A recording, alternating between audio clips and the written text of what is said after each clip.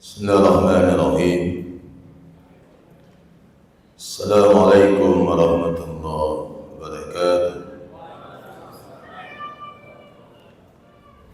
Alhamdulillahil qail.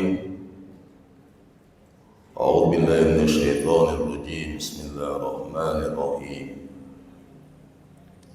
Ya ayyuhalladzina amanu la tulhikum amwalukum wala auladukum an zikrillah. Man yaf'al dzalika fa ulaika humul khasirun. Asyhadu an la ilaha illallah wa asyhadu anna Muhammadar Rasulullah. Allahumma shalli ala sayyidina Muhammadin al-Fatih lima ughliq wal khatim lima sabaq. Nasiril haqqi bil haqqi wal hadi ila siratikal mustaqim. Wa ala alihi wa sahbihi haqqa qadrihi wa miqdarihi al-azim. Amma ba'd. Jamaah Masjid Ar-Rahman yang kami hormati, kami muliakan, pada kesempatan yang mulia ini di malam ke-15 Ramadan, ceramah ini akan berangkat dari ayat yang tadi Pak Imam baca dalam surah Al-Munafiqun ayat 9 sampai 11, khususnya di rakaat pertama. Ayat ini harus menjadi peringatan kita semua dalam membangun kehidupan dunia kita. Allah Subhanahu wa taala berfirman, Ya ayyuhalladzina amanu la tulhikum amwalukum wala auladukum an zikrillah. Hai orang-orang beriman, jangan kalian lalai dalam mengingat Allah yang disebabkan karena harta dan anak-anak kalian. Harta benda dan anak itu menjadi satu perhiasan dunia. Surah Ali Imran ayat 14, Zuina linnas hubbus syahawat minan nisa wal banin wal qanatiril muqantarati minaz zahabi wal fiddah, dan seterusnya. Banyak aspek yang menjadi hiasan dunia yang Allah hiasi pada diri kita. Tapi yang banyak aspek ini bisa disimpulkan pada dua hal. Yang pertama adalah harta benda, yang kedua adalah anak. Anak itu dalam agama, bahkan harta juga, itu fitnah. Wa'lamu annama amwalukum wa auladukum fitnah. Fitnah dalam pengertian ujian. Jadi Allah memberikan kita keturunan, ujian Allah. Allah memberikan kita harta benda, juga ujian Allah. Agar kita bisa selamat dari ujian harta dan anak-anak ini, maka kita harus bentengi dengan iman, dengan Islam. Jamaah yang saya muliakan, dua hal ini jika kita kelola dengan bimbingan agama, maka ini akan menjadi amal abadi dalam kehidupan kita. Misalnya harta. Harta itu kalau kita peroleh dengan cara yang halal, kita kelola dengan cara yang halal, yang dalam agama kita memperingatkan bahwa tidak semua milik harta kita adalah milik kita. Wa fi amwalikum hakkum ma'lum lisa'ili wal mahrum. Ya, dalam harta-harta kalian ada hak-hak orang lain. Sehingga agama membuka pintu dalam mengelola harta, mesti ada zakat, mesti ada sedekah, mesti ada infak. Ada 3 istilah yang Al-Quran gunakan: sedekah, zakat, infak, sebagai cara kita untuk mengelola harta, dan harta ini akan menjadi abadi. Dan dalam konsep agama kita, Bapak-bapak yang saya hormati, harta kita itu cuma 3. Yang pertama, apa yang kita makan, itulah harta kita. Tapi yang kita makan itu hanya menjadi darah, daging yang memberi kekuatan pada tulang jika dia bergizi, tapi ada ampasnya, itu mesti dibuang ke kamar mandi.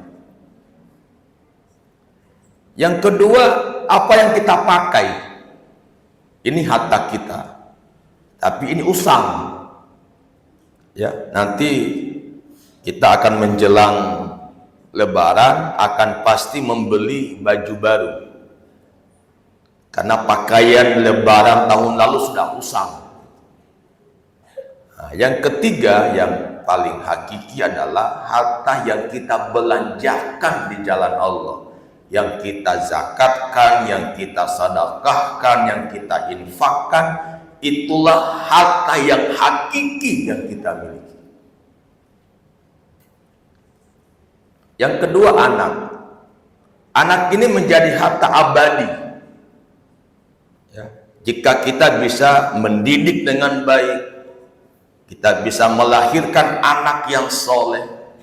Yang kata Rasulullah, "Iza mata ibnu Adam inqata amaluhu illa min salas." Jika anak Adam meninggal, putus semua. Dia tidak mungkin lagi beramal, berbuat kebajikan. Tapi ada kebajikan-kebajikan yang dia lakukan di kehidupan dunianya. Kebajikan itu akan mengalir meskipun sudah kembali kepada Allah. Ada sedekah jariyah, ada anak yang soleh.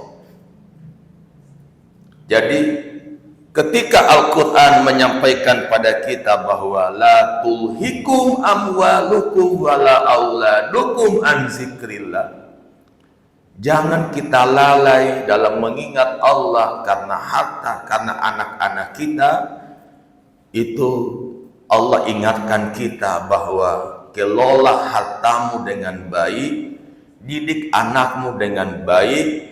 Jadikan hartamu, jadikan anakmu menjadi pintu untuk ingat Allah Subhanahu wa ta'ala. An zikrillah, untuk ingat Allah. Zikir ini adalah ibadah, inti ibadah. Seluruh ibadah kita muaranya zikir. Ya, khususnya sholat.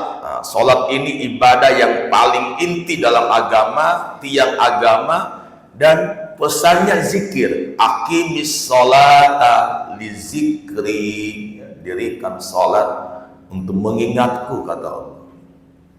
Nah, problemnya kita ini awam, tidak seperti kualitas spiritual Rasulullah yang bisa ingat Allah dari takbir sampai salam.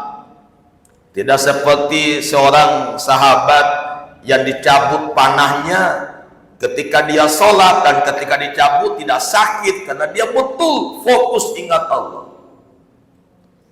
Kalau kita ya syukur kalau ada 5% ingat Allah gitu. Lebih banyak pikiran melayang kemana-mana.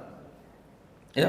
Oleh karena itu ulama-ulama kita kemudian mengajarkan satu kalimat ketika kita mau salat, bahwa salat ini kita fokus kepada Allah. Ada kalimat yang diajarkan oleh para ulama, ilahi anta maksudi wa ridhaka matlubi wa a'tini mahabbataka wa ma'rifat. ma'rifatan. Ilahi, Tuhanku, anta maksudi, engkau yang ingin ku ingat. Waridhaka matlubi, ridhamu yang aku mau ya Allah. Dan jika engkau telah ridha, engkau bisa berikan aku mahabbatak, cintamu. Aku akan mencintaimu dan aku akan mengenalmu, ma'rifah. Ya, kalimat ini kadangkala sebagian orang menganggap sebagai kalimat yang salah, kalimat yang bid'ah, tidak ada contoh dari Rasulullah. Apalagi jika pemahaman keagamaan kita selalu ingin merujuk ke Quran, merujuk ke hadis. Ya. Seringkali orang bertanya, mana ayatnya, mana hadisnya, gitu ya. Tapi tidak bertanya sebaliknya, mana ayatnya, mana hadisnya yang melarang itu. Tidak bertanya, cuma cari dalilnya yang memerintahkan membaca itu. Tapi tidak bertanya mana ayat, mana hadisnya yang melarang membaca itu. Ya, Bapak Ibu yang saya muliakan, ya, ulama-ulama kita itu pintu ilmu. Dan Rasulullah telah memberikan legitimasi pada ulama. Dalam hadisnya dia katakan, al ulama warasatul anbiya. Ulama itu pewarisnya para nabi.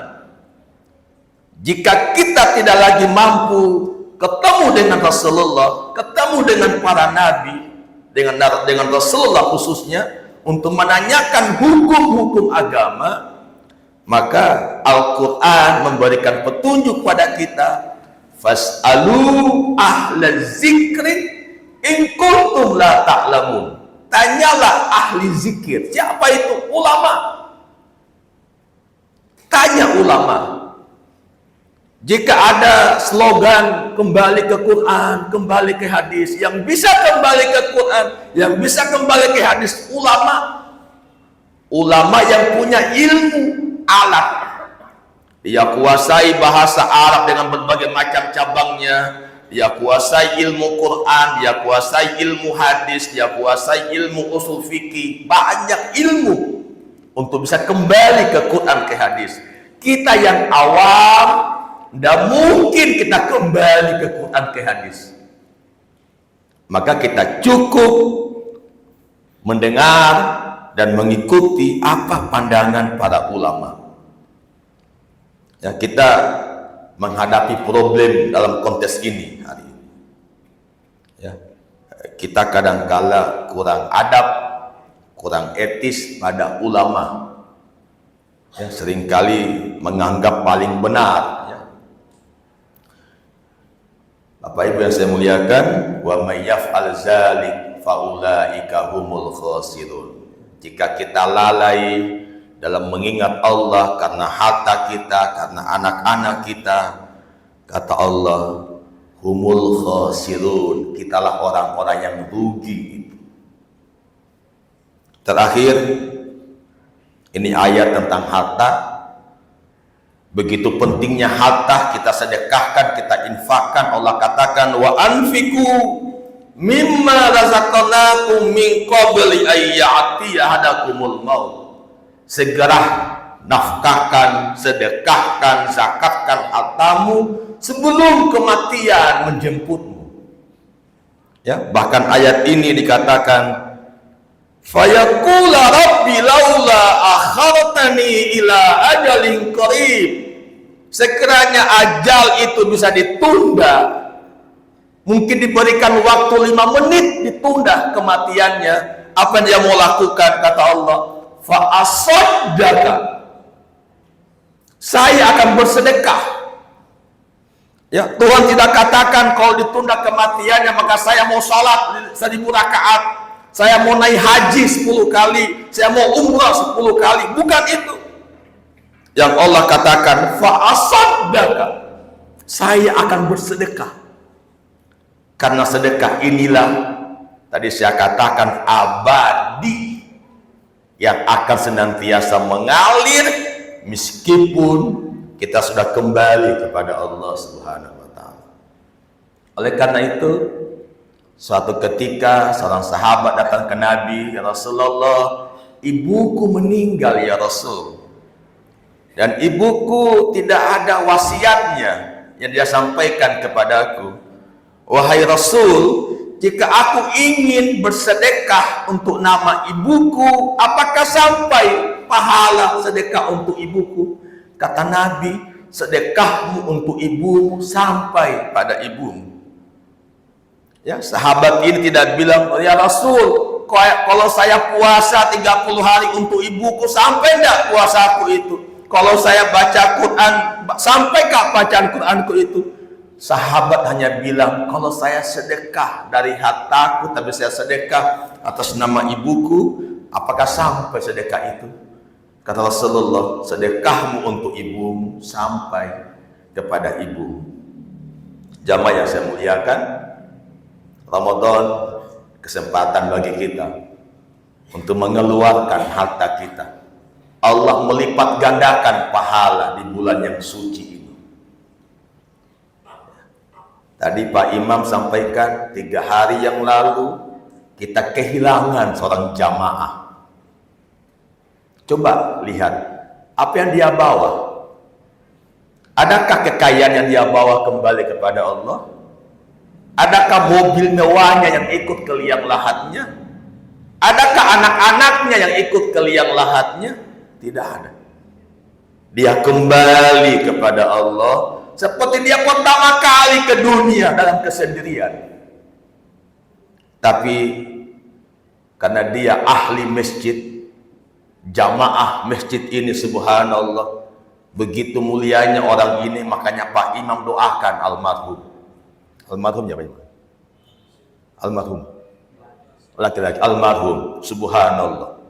Itulah hikmah ketika kita orang baik, maka kebaikan kita akan diingat oleh orang. Olehnya itu di kehidupan dunia kita ini, mari kita meninggalkan jejak-jejak kebaikan yang akan diingat oleh orang. Jangan tinggalkan jejak buruk yang akan menjadi keburukan yang disebut-sebut oleh orang lain. Nabiullah Ibrahim alaihi salam punya doa. Doa Ibrahim mengatakan, waj'alli lisana sidqin fil akhirin. Jadikanlah ada buah tangan saya yang kutinggalkan yang akan menjadi keabadian nama saya. Lisana sidqin fil akhirin bisa dalam bentuk anak, bisa karena harta kita bangun pesantren. Pesantren itu nama kita bangun masjid nama kita, maka masjid itu selama dipakai kebajikannya akan mengalir kepada kita. Dan ketika orang bertanya, siapa yang bangun masjid ini? Oh, Pak Haji Anu, padahal dia sudah meninggal, tapi namanya harum karena dia mampu meninggalkan legasi kebaikan melalui harta bendanya. Semoga Allah memberkahi kita semua. Mohon maaf jika salah khilaf. Kepada Allah kita kembalikan atas segala kebenaran. Subhanakallah bihamdik, nasyhadu an la ilaha illa anta, wa nastaghfiruka wa natubu ilaik. Assalamualaikum warahmatullahi wabarakatuh.